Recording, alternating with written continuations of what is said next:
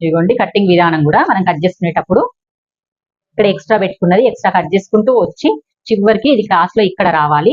ఎక్కడెక్కడ మనం టిప్స్ పాటించాలి ఇట్లా రావాలి. ఇక్కడ చిన్న ఇట్లా టక్ లాగా పెట్టేసుకోవాలన్నట్టు. పెట్టుకుంటే మనకు అక్కడి వరకు వచ్చి ఆగడానికి అనేది ఉంటది. ఇక్కడ మళ్ళీ ఇట్లా తిరగాలి. ఇలా షేప్ ఎట్లుందో అట్లా పెట్టేసుకుంటే కరెక్ట్ వస్తుంది. మళ్ళీ ప్లస్ ఇక్కడ కూడా ఒక టక్ పెట్టాలి. నెక్స్ట్ నెక్ కట్ చేసేటప్పుడు ఫస్ట్ ఇట్లా మొత్తం కట్ చేయొద్దు. ఇట్లా చిన్న మార్క్ లాంటివి పెట్టుకోవాలి. పెట్టుకొని ఇది ఆమ్ రౌండ్ కట్ చేసిన తర్వాత ఇక్కడ లోతు కూడా తీయాలి కదా, ఆ లోతు కూడా తీసే విధానం చూపిస్తాను. ఇలా టక్ పెట్టేసుకోవాలి. మనం ఫ్రంట్ నెక్ ఇప్పుడు కట్ చేసుకోవద్దు.